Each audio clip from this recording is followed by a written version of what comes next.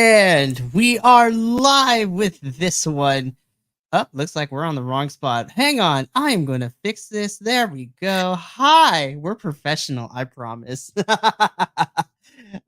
It's all good though. But hello to all you Biconics wrestling nerds out there, and welcome to another rendition of Los Chicos Gordos, your WWE NXT review team. We are back at it again, but this time live in HD and in full mono audio stereo. I'm so happy that we're getting better at these. I promise. I promise. This is good.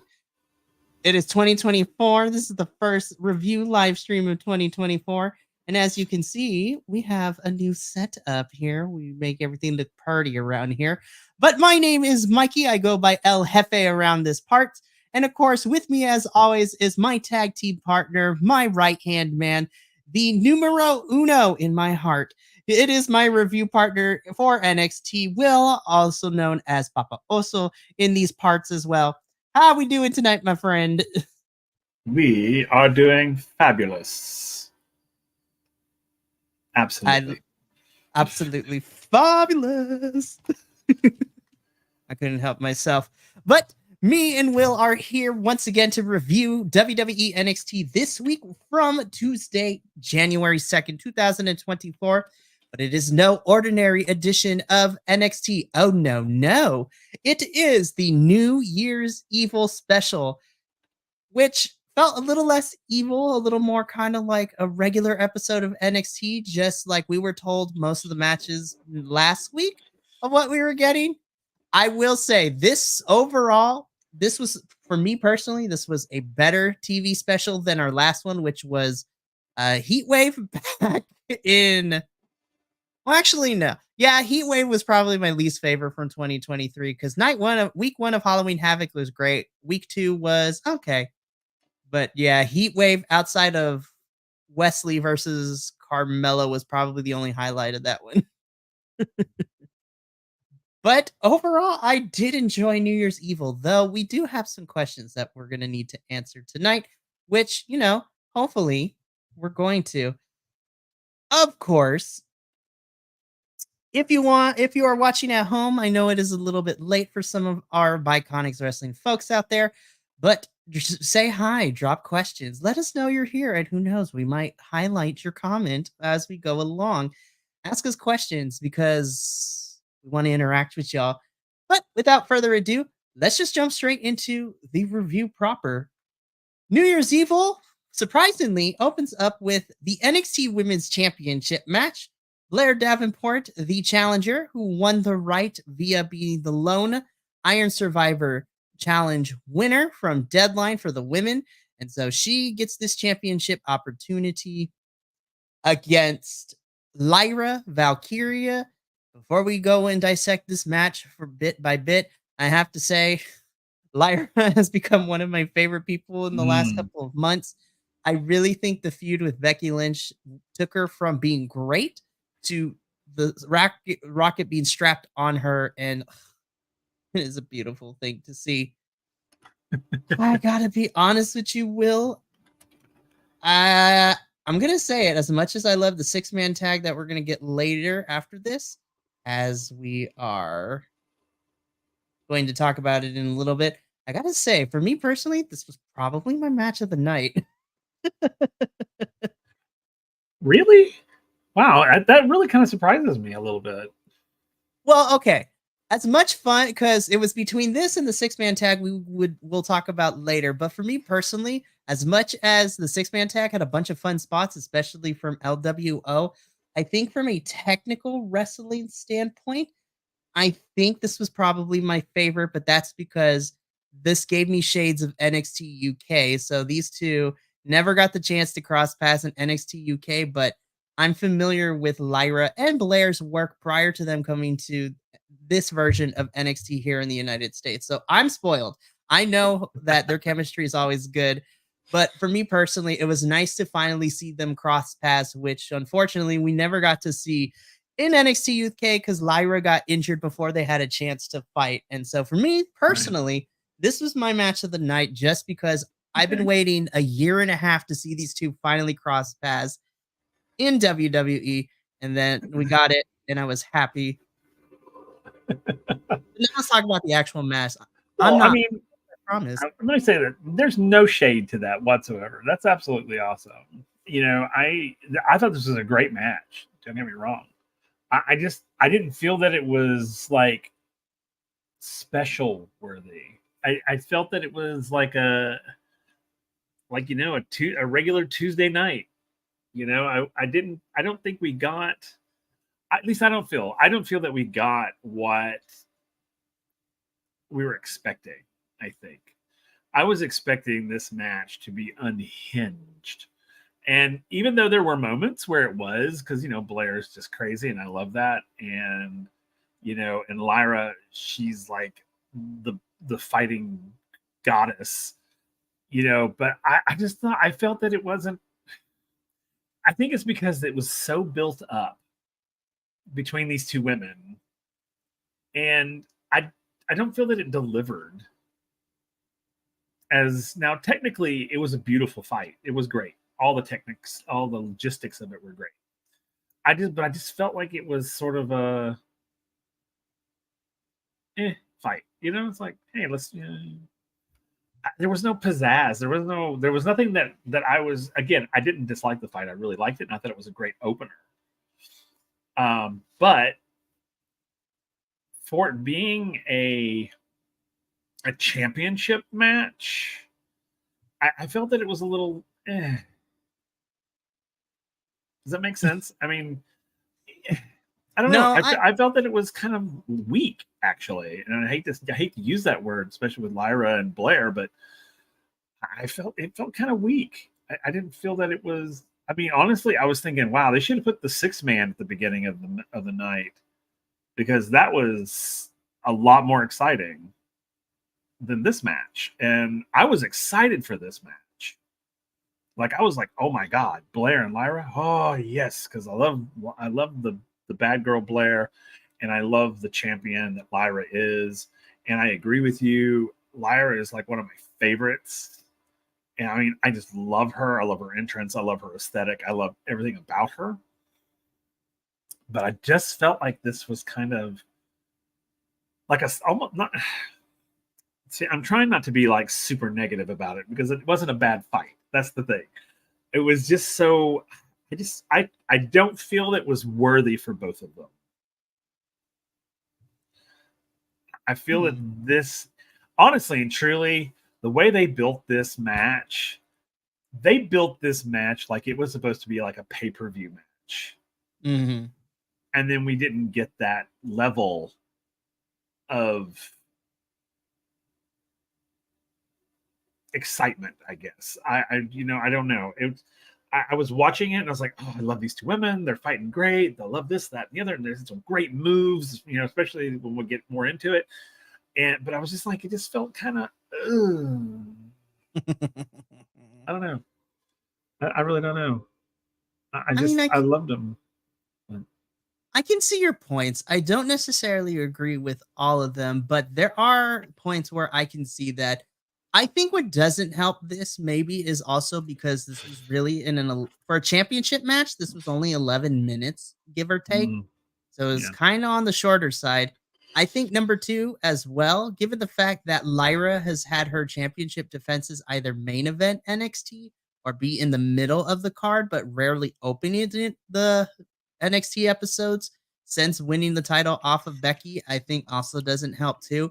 I feel that maybe if this match was moved around and switched with some of the other matches we got in New Year's Evil, I think it probably would have done the match a little bit more of a better service, I think, personally, because it was weird that they opened up with this match and I loved it.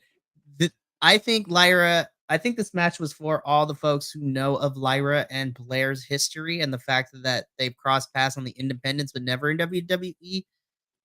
But I can see why it was not as pizzazzy as normal because, again, short match and just a weird placement.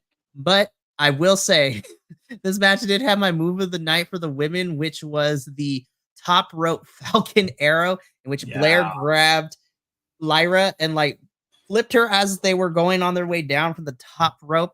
And then not even a couple seconds later, when Lyra moved out of the way and Blair destroyed the table with her knee.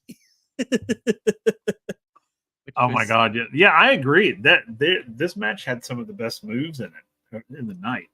Yeah, that I love both of those. And I was, and when the funny thing is when those moments happened, I was like, yes, that's the energy I was hoping for from the beginning, is that sort of like, I am here to destroy you, So, I don't know, yeah. But yeah, those were great. Oh, when she came off that top rope, I was just like, wow. Yeah, and then the knee to the table was great. It was great.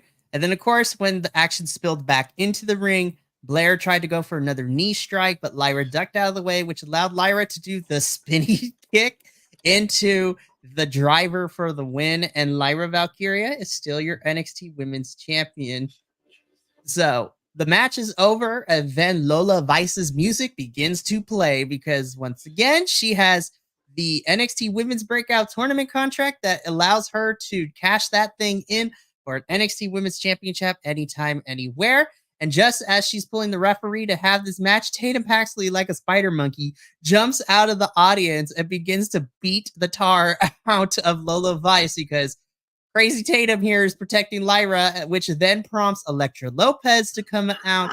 And then Lyra kicks Elektra, and then the girls are fighting for like a good 10 seconds before the referees finally show up to pull them apart. I think we're building up towards Lola and Elektra versus Lyra and Tatum. And I think that's going to be like a 1 or 2 week feud. And then I think Tatum is probably being built to the next person to take on Lyra. Who knows? Honestly, I just want more Tatum and Lyra. That's what I really want. Let's be honest here. Yeah, I agree. Oh my god, because that was so funny when they were like, they kicked their butts, and then they were like, and then Tatum was all like, and Lyra was like, oh wait, don't get off me. It's like, don't touch me. Like, oh no, stay away. Oh my god, it was so funny. It was so funny. I love whatever that is, whatever that Tatum thing is. I am loving it. It's crazy, and I love it. I do too. It was so beautiful. But of course, Lyra is safe for another week at least, and so we'll see what happens with this women's division. And then from here, for storyline purposes, we have a backstage news breaking segment where we are told that Ilya Dragunov did not pass his pre-fight medical exam, so therefore Ilya is not cleared, and the NXT Championship match between him and Trick Williams will not be happening tonight. I'm like, why did I know we were going to get this? Thankfully, it's a storyline thing. Ilya's not actually hurt, because that was my biggest concern. I'm like, if he's actually hurt, that would kind of suck. But it is for storyline purposes, so we are good to go. I was bummed. I was like, dang it, we're not getting this match, but hopefully we are getting it, whether it's Vengeance Day or wherever. I need to have Trick and Ilya fight. Yes. So then we jump into our next match. This is a 6-man tag team match. This is the No Quarter Catch Crew, which is being represented by Damon Kemp, Miles O'Reilly, and of course Drew Gulak, who's looking out here looking like Paul Bunyan out here without the flannel, with that beard and scraggly hair. Charlie Dempsey is currently in Japan, wrestling in the AWJP tournament right now. He had a great first match. It was beautiful to watch. It was a lot of fun. And prior to this, it was supposed to be Dragon Lee and LWO versus the No Quarter Catch Crew, but it broke early in the day on Tuesday, yesterday, that Dragon Lee was stuck in Mexico because he was having visa issues. So he was getting that all cleared out. So he wasn't going to be able to make it. But there, he still had someone who was going to be willing to take their place.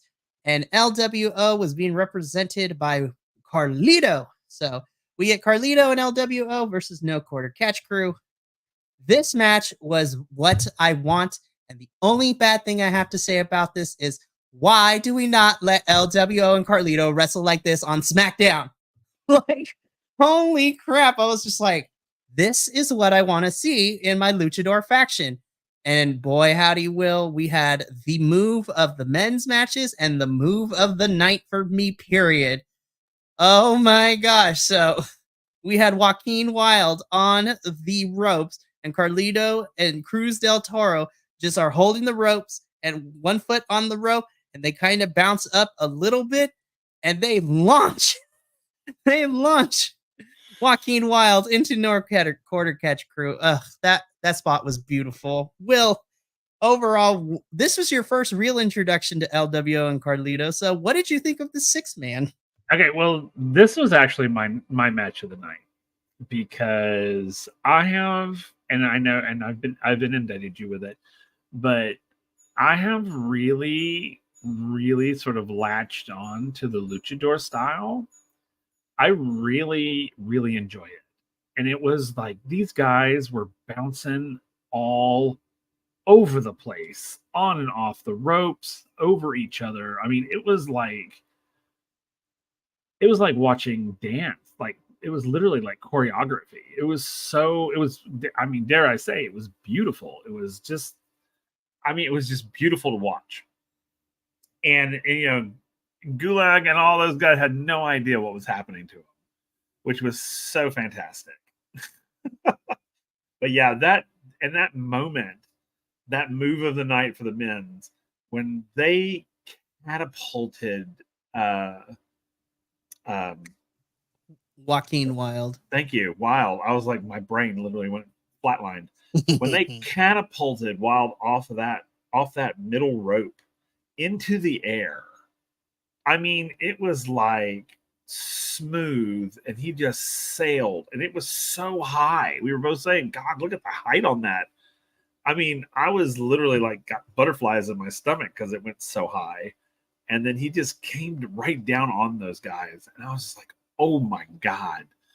And then they showed it in all the multiple angles. And I was just like, this is, it just blew my mind. So I am completely and utterly in love with this style of wrestling. I mean, absolutely.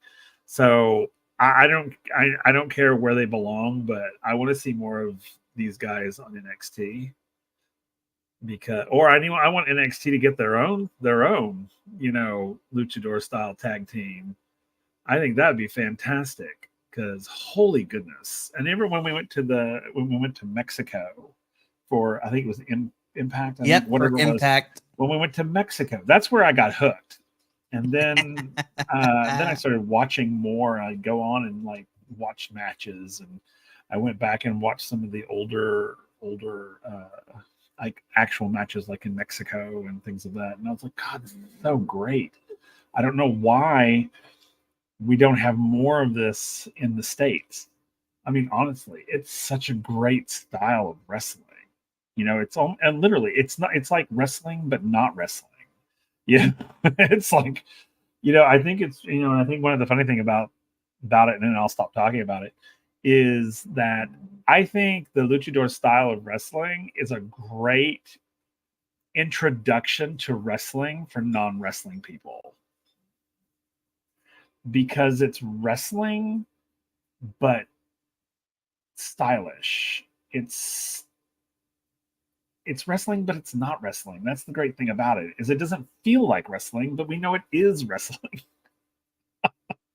So I don't know. I've really gotten into it. So watching this match tonight, I was just glued to it. And I was just like, yeah, this one was amazing for me. It was truly just incredible. That's why it was my match of the night. Because, and again, if it wasn't this is the funny thing about it, is if it wasn't in this episode, the first match would have probably been my match of the night. But this one just solidified it for me. Because, man, seriously.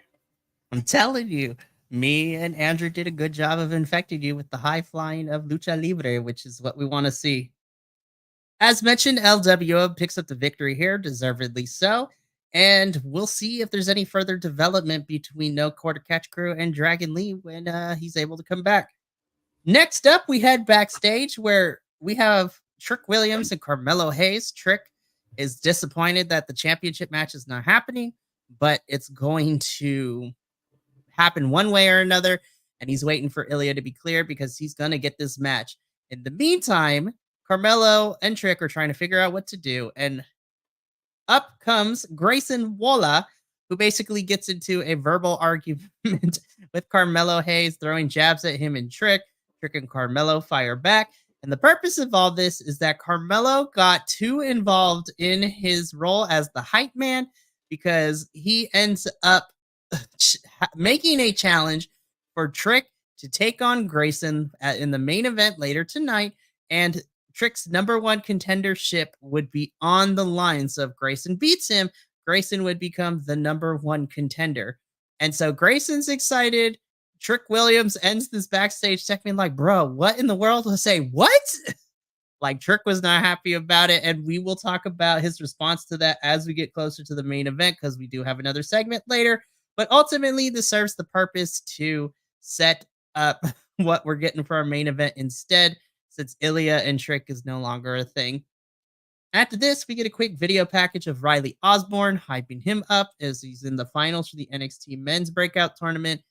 And me and Will were just like, we love you, Riley, but poor baby's about to get blopped upside the head by his opponent later tonight. Poor baby. I felt so bad. I did too. We'll save why as we get to that final match in the breakout tournament. But we then go from here into our next singles match, Ariana Grace versus Roxanne Perez. This is a short, 7-minute match. Honestly, I love the taunting from Ariana Grace this whole entire match to Roxanne. Of course, our girl Roxanne hits the pop rocks for the win. The match itself was fine, but everything that happened afterwards is what we really need to talk about here. Yeah. So, Roxanne is celebrating. Ariana Grace has some of my favorite lines in this. She's like, "You have issues. You need help." I was like, girl, what is happening? And Roxanne snapped, Will. She snapped. She didn't just snap. She snapped. Snap, crackle, pop, beat a girl down. And she did. Roxanne beat the tar. She beat the bricks off of Ariana Grace. And then it spilled outside the ring. And then they kept fighting. Refs had to separate them. And then me and you witnessed something that I have never seen in all my years of watching wrestling the last couple of years. Due to Roxanne Perez not listening to the instructions from the ref reverses the decision and awards the win to Ariana Grace. I'm like, what the hell? What incarnation is going on here? I was just like, wow, I can't believe they did that, which made Roxanne even more mad because then she tried to get out the ring to beat up Ariana Grace more, but the refs had to hold her back. She's like, hold my purse. Oh, I know. I was floored by that. Like, I have never, and even in the old school wrestling, when shit like that would have been for sure, but I've never seen a ref reverse a win like that, ever. I don't even understand how that works. I mean, literally, Roxanne pinned her, legitimately pinned her, winning the match. I mean, there was no interference. There was no shadiness. It was a legit pin. And then just because, and we've seen people go crazy after matches all the time. And then all of a sudden, this is the one the referee's going to choose to do this. See, I didn't even know a referee could do that. I mean, I know a referee can, swing a match one way or the other, but I didn't know that he could, or they could just flip a victory. I mean, I'm sorry. I love Ariana Grace, but she didn't win that match. I mean, she didn't win it.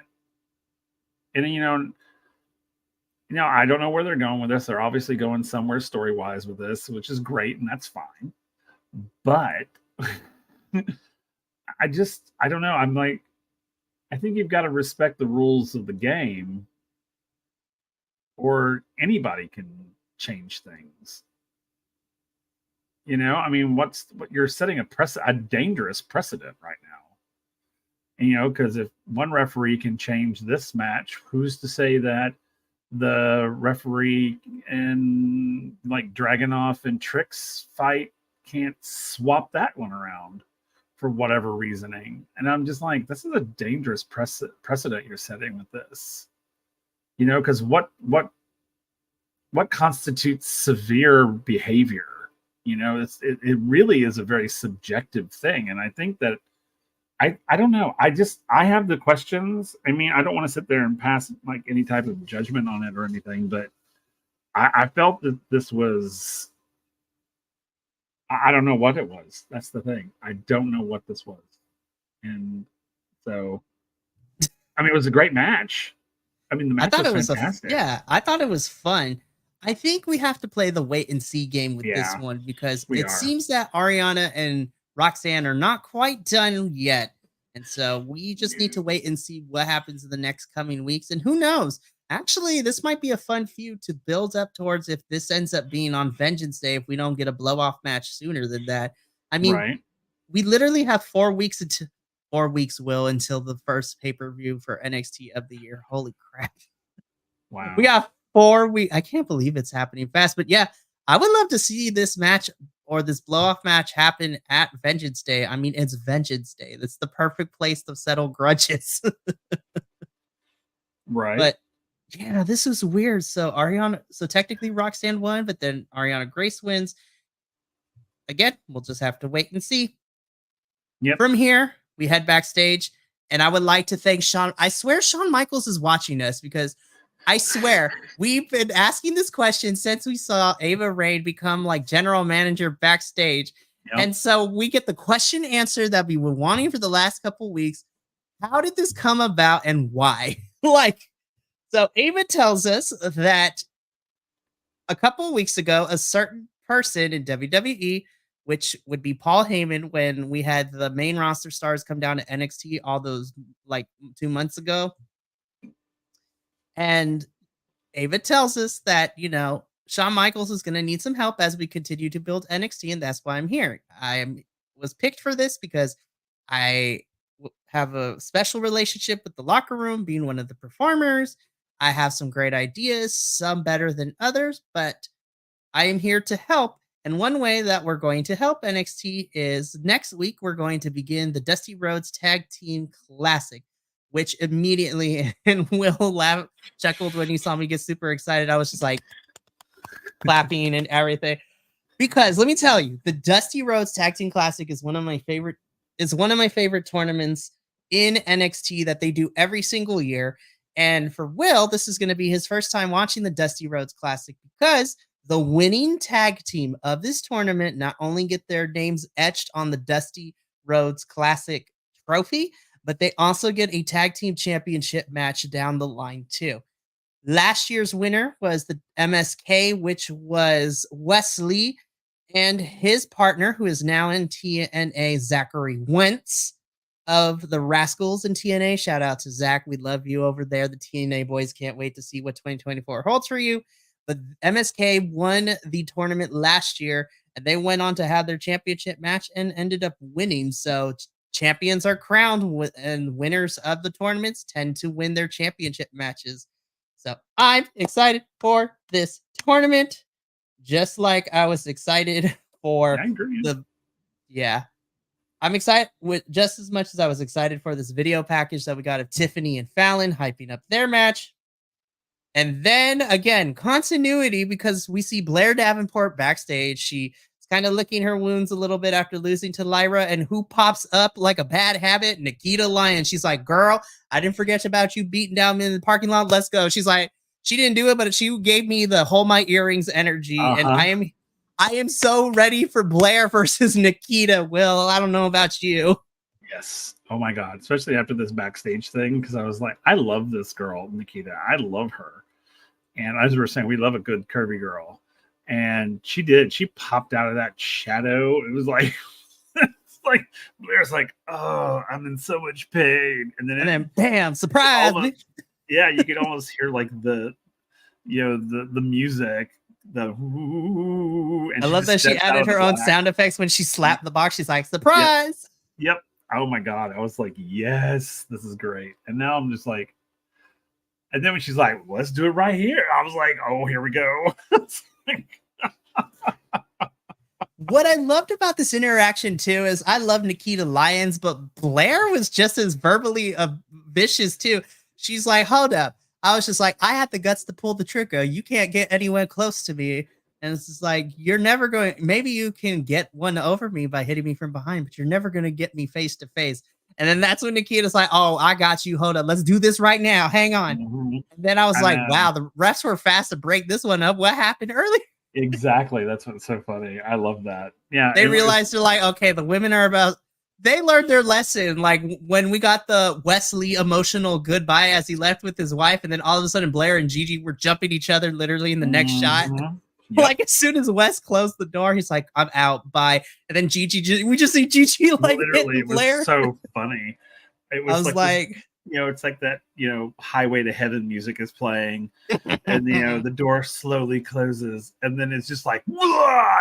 It's like, I mean, just Gigi coming out of nowhere with Blair and just wailing on her. It was like, I'm loving this whole. And I was telling, I was thinking, I don't know, I was talking off when we were not streaming originally, and I was talking about how I love Blair so much now. I've really gotten to where I really like her. Like, I really didn't like her at the beginning. I just was like, same old bad guy heel. no, And but she then backs it up too. I was just like, she yes, Blair. does. That's what was Yes, so great. Blair. Once I saw that she's not just all talk, I was like, okay.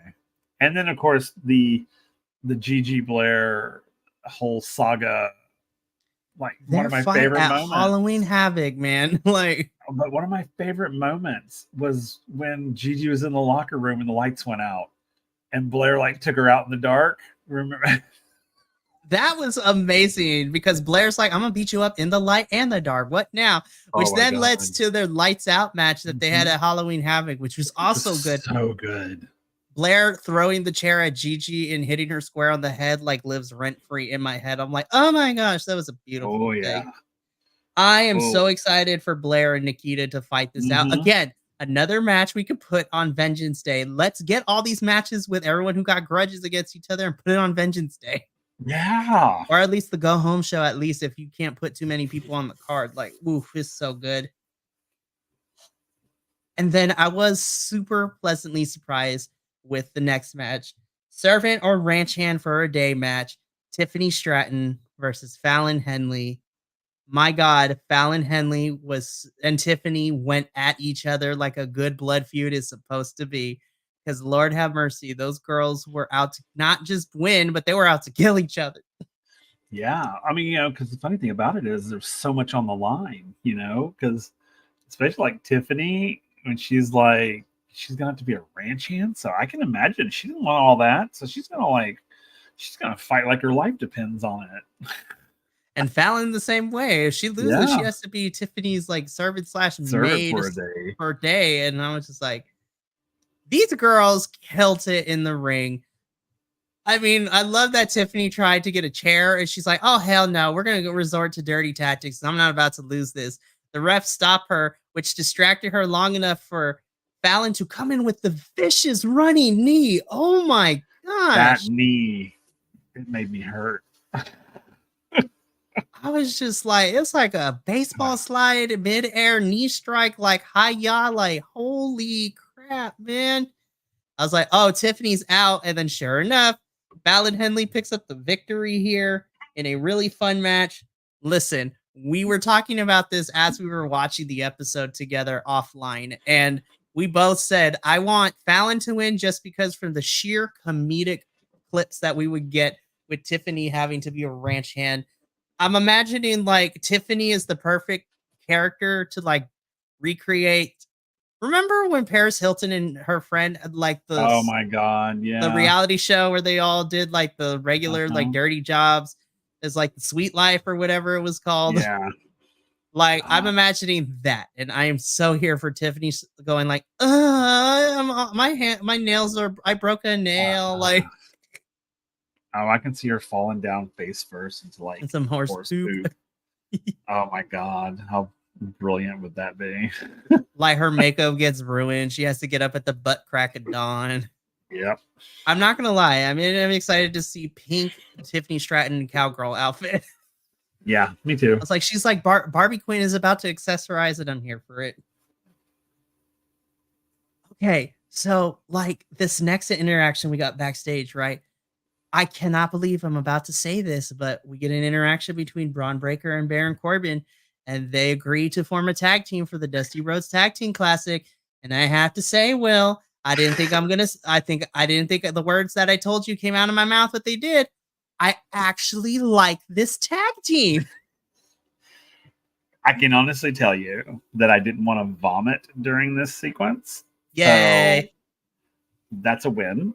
And I agree with you. I didn't think that this is a tag team that I would want to see, but the more that they kept talking and the more that I was watching the two of them, I was like, they're like the perfect tag team. They're perfect for each other. It's like, so yeah, I'm super excited actually about this tag team. I can't believe I said that out loud either, and I really am. And that little thing at the end that Braun Breaker did was hilarious. Had me cracking up. At first, he like Baron Corbin was trying to go for a fist bump. Braun walks away, and Baron's like, "Really?" And then, like a cartoon character, Braun comes back, is like, "Ah, just kidding." Gives him a fist bump and then leaves. I'm ready for this a-hole team, as they call themselves. I actually hope they make it far, and maybe they could continue to see if this is the interaction we got prior to their match at No Mercy. I feel that I would have been invested in it more if we got them trying to work together and then they hate each other, because we didn't even get a build. They just like, well, I'm the baddest, let's fight. And I was like, that's the what? Like, excuse me? Yeah, I agree. But I'm here. I love that Barrett's approach is the enemy of my enemy is my friend. And I was just like, listen, let's destroy the competition. And I'm like, yes, do it. I am here for all of it. Yes, I agree. I know I was blown away that I actually was enjoying that moment. I loved it. Then we get a quick video package from Oba Femi, the other finalists in the men's breakout tournament. And before I love it when I call it. So like he begins to talk at the beginning of this video package. I was like, I have been enough people. I was like, I know that accent anywhere. He's from Nigeria, isn't he? And then he's like, I am from the greatest place in the world, Nigeria. I was like, called it. Yep. Oh yeah. I've had totally. A lot of, in middle school and high school, I had a lot of classmates and friend of mine who came from Nigeria. So like, I'm used to the accent all the time. And as soon as he started speaking, because of the intonation and, the way that he pronounced certain words, I'm like, he's from Nigeria, isn't he? And sure enough, he says he is. Yep. And he's about to decimate Riley Osborne, which we're going to have his eulogy in a little bit. Oh my God. He tried. He really did. He really did. God bless him. Yep. Then from here, once again, NXT proves that their women have, I'm really happy that they're actually like giving lots of women different things to do, because we have Gigi Dolan like chilling at the lunch tables in the locker room with the rest of the girls. Literally what this next segment ends is literally Mean Girls in high school. And I'm kind of here for this. Yeah. So Gigi Dolan is chilling. She's talking to some of the other NXT girls in the locker room. Cora Jade, being the queen bee that she thinks she is, comes in. She's like, Gigi, you're in my seat. And Gigi, like the emo goth girl that we all knew in middle school and high school, who would cut a bitch for you if they if anybody else messed with you. She's like sarcastic, like, oh my gosh, Cora, I'm so sorry.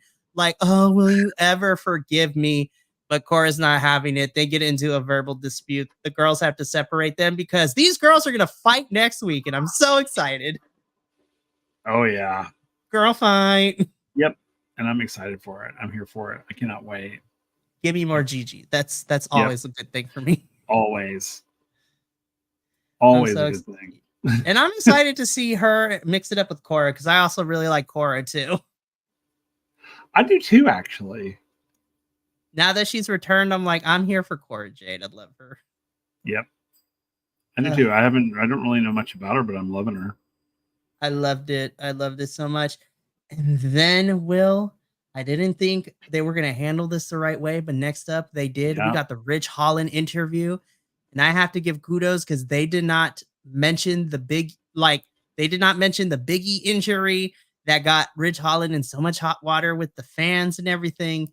It was a freak accident which caused Biggie to land on his neck and become paralyzed for a little bit, but he's doing okay now. Who knows if he's going to return to the ring, but Lord, I love Biggie. I'm so sad that I haven't seen him in the ring in forever, but man, I appreciate that they didn't touch that. And they're spinning this whole thing to like Rich Holland is now on the path to redemption. Like, and the crazy thing is, this was your first introduction to everything that I had witnessed and I have known about Ridge. You know, in 2020, when he broke that ankle and then they proceeded to show the picture, he blew out his kneecap. And then we saw the pictures of the stitches and everything. And then when he went up to main roster in a tag team match, we saw a picture of his nose all broken that he needed rhinoplasty and plastic surgery to get it fixed. And then, you know, accidentally hurting Ilya, which is not really hurting anyone. It's her storyline. Ilya's not actually hurt. But basically, Ridge is on a path to redemption. So, Will, I gotta ask, how do you think NXT handled what we were afraid of when we were talking about this last week and compared to what we got? How do you feel about Ridge Holland being put on this story path of redemption? Okay, so we talked about it a little bit, but I have to say that I'm glad that they approached it the way they did. So we didn't get like, I didn't, you know, I was really thought it was going to turn into this like, here, let's relive your trauma. Let's relive it over and let me dig into it. And let's really do this, that, you know. But, you know, she asked simple questions and he gave the information that he felt he needed to give to answer the questions. And I thought that it was well done. I thought that, and it gave us a little bit of, you know, for me, I didn't know much about him. And to get that background sort of information was, I thought, was pretty vital, you know, into understanding where he's been, where he's going, you know, where he's at and where he's going. So I thought that this redemption plot or story arc, I like it. I do. I like it because he brought in the personal. He brought in like, hey, you know, I'm not a bad guy. I'm really not. You know, why would I do things? Why would I jeopardize things like that? Because I'm a father, I'm a husband, you know. And I'm like, that's true. That's absolutely true.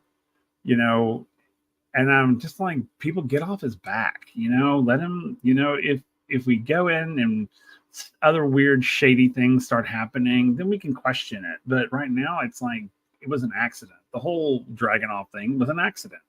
It wasn't intentional because you can see it in the match.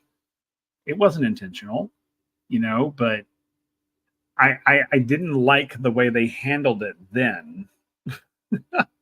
You know, I like the way Ridge handled it here though, because he was handling it. That was the thing. See, when back then, or back in those few episodes ago, or episode ago,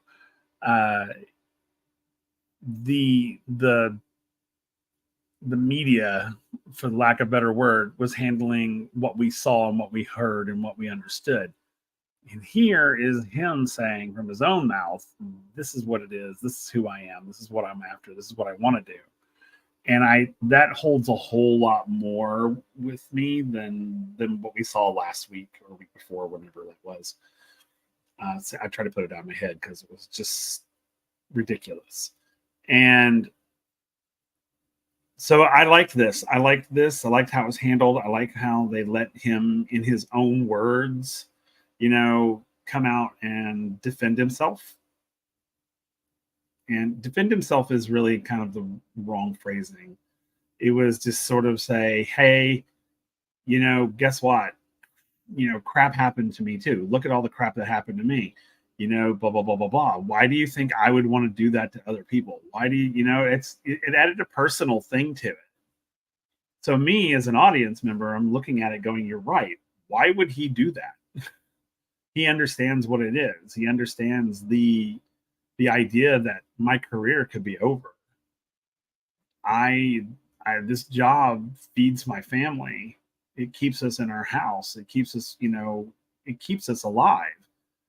Why in the world would I do that to somebody else? And I totally get that. And it was like, you're right. Because we know he's not a bad guy. I mean, he was, and when he was talking about, everything I said that time, that day, and I meant all of it. And so I'm here for it. I'm here for it. Let's see where it goes. If it's legit, then excellent. If it's a ploy by the company, then I'll be pissed. But let's just see where it goes. We'll see what happens. Right now, I'm on his side, and I'm all here for it.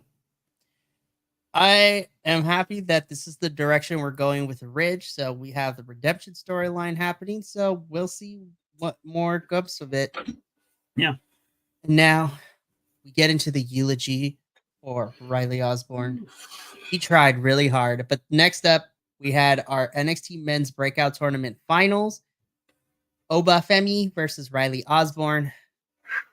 Just a moment of silence for Riley and his chest. God, and his ribs. And his back. And his neck. Back. It was like... And his dignity and his... good. Child, he tried. Will, baby, he tried so hard. Baby, Riley, baby, you tried. Baby, you tried. But he did. As soon as we saw that, oh my gosh, that chop to the chest, it was over for Riley from that point on, because then it was just Oba Femi throwing him up and down and sideways in the ring, and ultimately ended up in a destruction power bomb for the win. And Oba Femi is your winner of the NXT Men's Breakout Tournament. I love that they were cutting to JC and Thea, who are also in the Chase U section of the audience, and their facial expressions. I was like, yes, girls, that's me right now. That's me. Oh, holy crap. Oba Femi, man. Me and Will talked about this before we were on air. We agreed that we would be happy either way, because the men's breakout tournament made me love pretty much everyone except for Lexus King, who was in this tournament. But he's looking to get his comeuppance hopefully in the next couple weeks. And here's hoping that Eddie Thorpe is involved in that. Yes. I want to see Eddie and Trey Bearhill as a team. Oh my gosh, the Dusty tournament. Yes. Yes. Oh my God, yes. Normally, I'm one of those people, like me and Will have said this on multiple reviews, that we're in the camp of let's not put all of the fill in the blank people here. Like recently, it's like, let's not put all the African American people in a faction. Let's not put all the Latino people in a faction. And on the one hand, I was like, let's not put all your Native American talent in a tag team, but also I kind of want them in a tag team, because I kind of do. Eddie, we know, can go. I think Trey can go, from what we've seen so far of him squaring up to Lexus King after Lexus lost his semifinal match.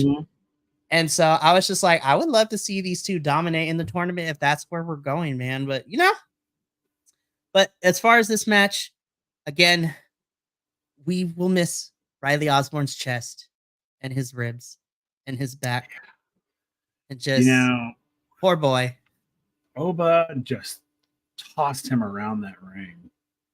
I mean, literally picked him up one-handed and threw him. It's just like, I'm like, Riley, tap out, man. Tap out.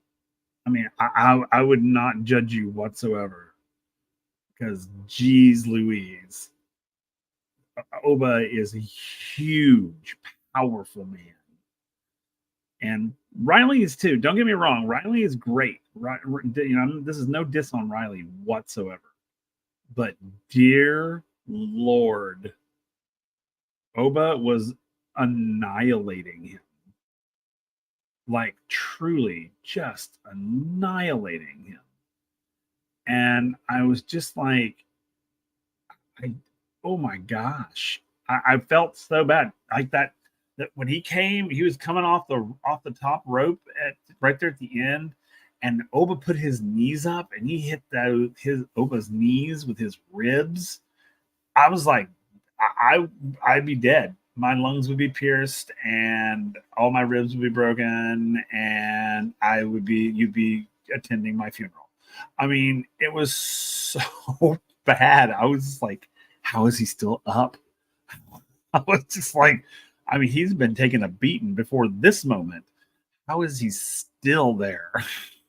I mean, that shows you Riley's his resilience, but man, he got annihilated by Oba. Oba just destroyed him, and I felt so bad for him towards the end.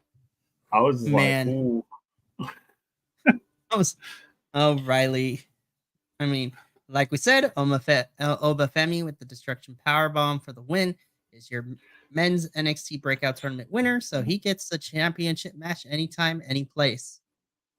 All right, we're going to play a game because we have way too many backstage segments and regular video package segments before we even get to our final match of the evening. So we're going to play a game of love it or hate it. And we're both going to give brief descriptions as to why. So round one, we have the segment that features OTM. Hated it. Hated it. I've said this once before. I do not like the presentation of OTM. Listen, as a kid who grew up, you know, somewhat decent, but knowing what struggle is and everything, both as a child and a teen, I understand, especially when it comes to the presentation, because OTM is made of people of color. And so the system is usually not put in our favor. And before anyone comes for me, I have a stable job. I love what I do. Like, I know what hard work is, but sometimes it's hard trying to play in the same system when you have like multiple roadblocks in the game, and but some of your other constituents are already like passing go like 400 times on the board. But that's neither here nor there.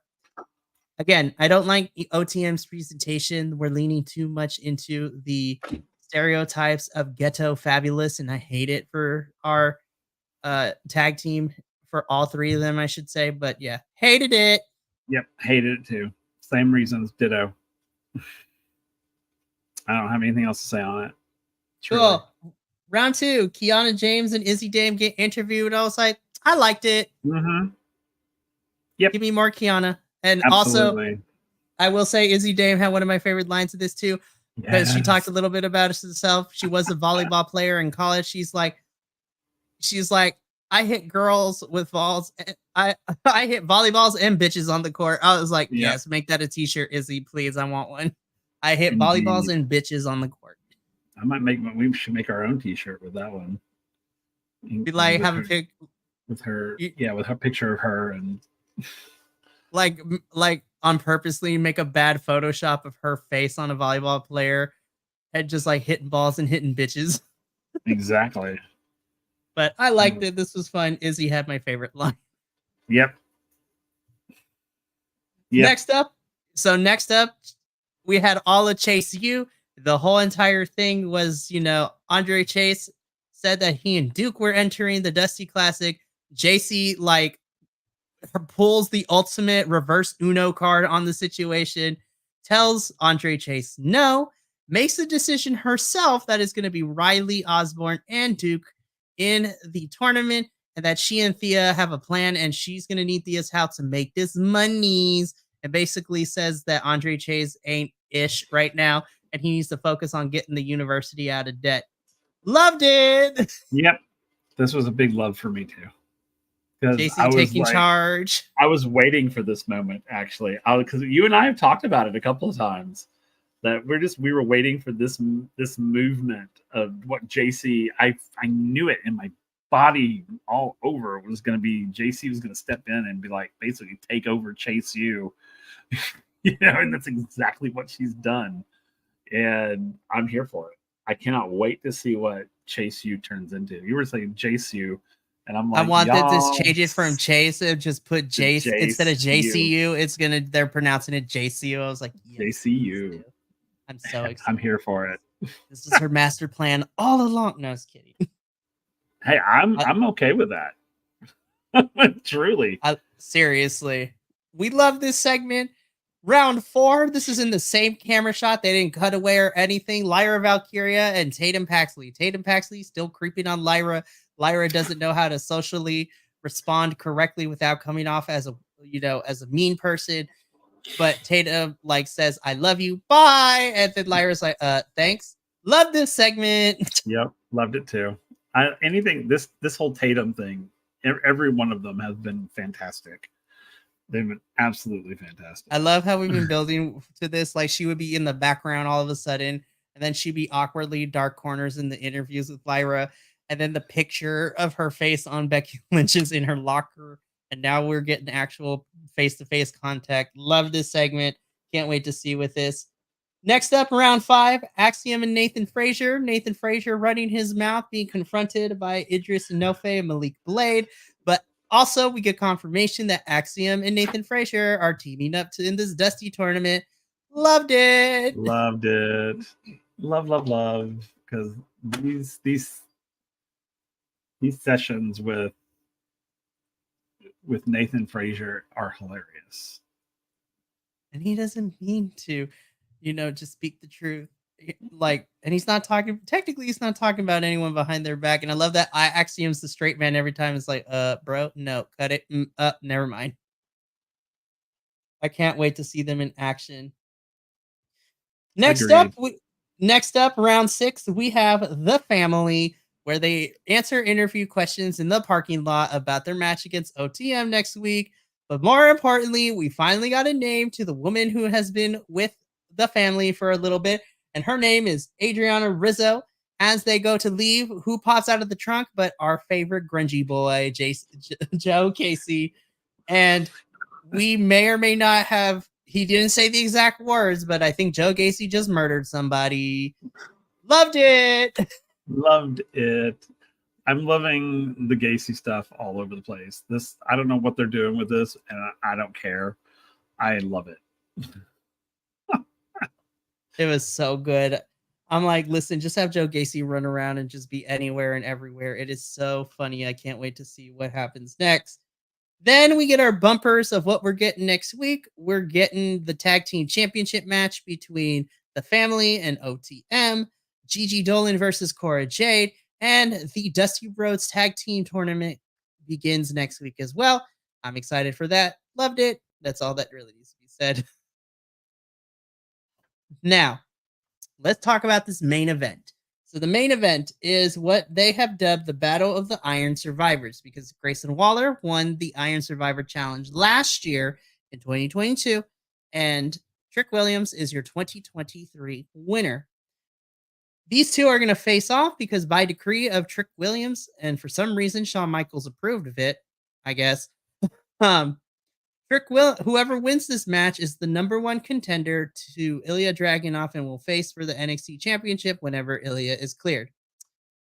I gotta say, I wanted more from this match. It wasn't bad, but I was just like, I know, for me personally, because this is really Will's first introduction to Grayson Waller, and I know Grayson can do better than this. This is not his best match. First of all, me and Will were distracted by his shorts. I was just like, the color scheme was weird. It looked a little big on him. And plus, then we figured out that the blue was fringe instead of a pattern. I'm like, oh, that kind of makes it worse. Mm-hmm. It was made it weird. A lot worse. His pants looked too big for him. I mean, seriously. Yeah. That was the first problem. And Will might have his own issues, but for me, I feel like this was a little bit of this was a clunky match. Like, there were pieces of it that I enjoyed, but the transitional pieces from part to part of the match, scene to scene, if you will, if we're going to be using theater and movie terms, the transitional scenes from the next segment to the next are kind of clunky. There was a lot of waiting around towards the second half of this match. And I feel like Trick and Grayson didn't really click like I thought they were going to. I agree with you. That's why I was actually expecting a lot more out of this match, and it didn't deliver. I thought it was. You're right. I thought it was clunky. I thought it was last minute feeling, which technically it was, but I just I don't know. I agree with you. I expected more from this. I expected a lot more. I mean, there were some good moments, don't get me wrong, but it felt so, dare I say, staged. Because then we get the interference. I mean, it just, and I'm like, is this just a plot point? Is that what this is? Because it's what it felt like. It just felt like it was a plot point, not an actual like climactic moment in a story, but like a plot point. Like, okay, we have to go here in order to get here. You know, I don't know. It did. It felt really. It was really weird for a main event. I mean, truly. And I agree. I didn't hate the match. I just didn't think it was main event worthy in the state that it was in. Not truly. I really don't think it was. And which is unfortunate because I don't think it showcased Trick at all. You know, and then Waller, I mean, I don't know much about him. I mean, he's good. I mean, he's pretty brutal, but I don't know. I didn't know enough about him to understand much about all of that. So I didn't think the match was that great, like production wise. Not the match. They were great. They were all fighting really well, but production value wise, I thought it was clunky and chunky and weird. Just weird. Yeah, and like you said, so we had the distraction from Carmelo as Trick was lining up to win, which, Trick thought he was going to get away with it. But unbeknownst to us, thanks to the sudden appearance from SmackDown star Kevin Owens, who has been having an issue with Grayson Waller over there as part of their storyline feud, like punches Grayson Waller in the face and then throws Grayson back into the ring, only for Grayson to stand up and Trick Williams to give him a running knee for the win. And Trick Williams gets to keep his number one contendership and gets to fight Ilya Dragunov whenever he's cleared. Though we did see that Carmelo was being a hater. Yeah, it was. And we were talking about how this is just the next level in this betrayal. Be like, betrayal. We love to see it. But yeah, so Trick doesn't even see Carmelo being a hater, but Trick Williams stands tall as New Year's Evil for NXT goes off the air. So, Will, this was an interesting episode. So let's jump into our review scale. So it is 2024 here in the Biconics universe. And so for 2024, I haven't told Will but we're going to use the out of 10 scale here. And we're going to be using, since we're called Los Chicos Gordos, we're going to use the jalapeno poppers scale. Okay. Because we're both spicy and we're both big boys. We love food. I mean, I love this. It's true. Yes, indeed. So here on Los Chicos Gordos, we'll be using the jalapeno poppers scale. So out of 10 jalapeno poppers, since I'm the one that came up with the scale, I will go first. On a scale of 1 to 10, with 1 being absolute trash, like I'm about to get E. coli, I'm about to be visiting the toilet for a little bit, to 10 be like, this is the best like appetizer that I've ever had. I'm going to give New Year's Evil a solid 7 out of 10 jalapeno poppers. I thought, okay, so the reason I give it a 7 is the main event kind of deducted a couple of points because I wanted more from it. I also felt like they could have switched some of the match order around, which was fine. But I think what also kind of didn't help is that the first half is like match, segment. I was like, okay, cool. Like, I'm liking this. And then once we got past Tiffany and Fallon's match, then it was just like a bunch of backstage segments. We have a match, a bunch of backstage segments. Oh, look at that. It's time for the main event. I'm like, girl, what? Mm-hmm. Like, we stacked all of the segments and the interviews and the backstage stuff. Like in the second half of the show, I was like, whoever put everything together tonight needs to be talked to. Call them to the principal's office because I was just like, the second half of the show felt really slow for me. I was like, dang, there's a lot of backstage stuff. And I get we got to set up new feuds because this is the first NXT of 2024. But man, did it slow it down for me. So I give this 7 out of 10 jalapeno poppers. Well, I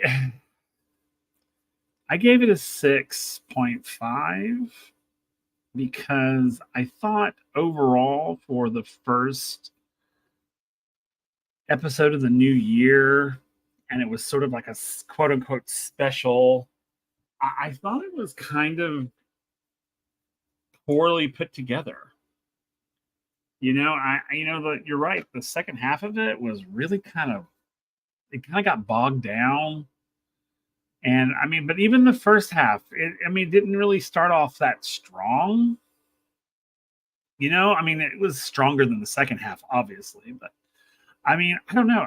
I'm so used to them starting off so strong, like super strong. I mean, the first match was not bad, and I thought it was really good. But it wasn't as strong as I thought it was going to be. And then they ended kind of the same way. It was the last match was way worse. It was bad. It really was. It was so chunky and weird. But I said 6.5 because I just don't feel like it was put together well for something that they've been advertising for a while. And I don't know. I don't understand why this. I don't know.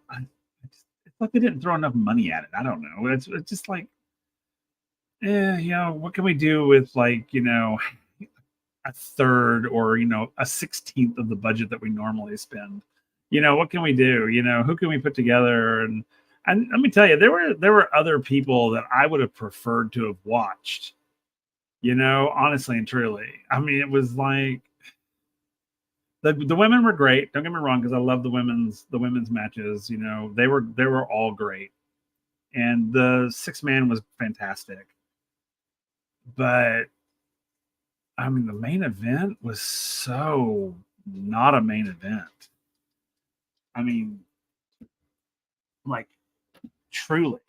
I was just like, why? Okay, all right, whatever. So anyway, 6.5 jalapeno poppers out of 10. Yeah, and the last statement before we go into outros is it's kind of disappointing because we ended 2023 last week with such a fantastic episode, especially our main event, which was Eddie Thorpe and Dijak in the NXT Underground match. I was just like, yo, I'm excited for New Year's Evil. No, never mind. Yeah. But you know what? New Year's Evil is behind us now. And now we begin the 4-week road to NXT Vengeance Day, the first PLE of the year for NXT, taking place on Sunday, February 4th. So me and Will are going to be here every week covering NXT as we inch closer to the first PLE. But that is going to be it for this week's edition of Los Chicos Gordos. If you enjoy this live review, make sure to check out the edited review if you need to watch it on the go, as well as other reviews we got going on here at the Biconics YouTube channel. Make sure to follow us all over the social medias at BC WrestlePod on YouTube, Twitch, Facebook, X, Instagram, and Threads. And we are all over the place. We're literally pimping ourselves out here. And of course, make sure that you subscribe to the Biconics Wrestling Podcast on whatever your favorite podcasting network is, whether it be Spotify, Apple Podcasts, Amazon Music for some reason, Deezer, we're everywhere. And as promised, we are turning our video reviews into audio versions as well. In case you don't have the time to watch a full review, you can now take us on the go. We have our AEW World's End pay-per-view review. We just dropped our Monday Night Raw Day 1 edition of Monday Night Raw with the Raw Squad. And of course, you will be able to find this review as many others on your favorite podcasting networks as well. I have been Mikey, and with me always is my lovable co-host, Will. from us two here at Los Chicos Gordos, as well as the rest of the Biconics boys, remember, take care of yourself, love one another, and as always, stay Biconic, you beautiful bastards. We'll see you next week for the next NXT review. But until then, we are out of this house.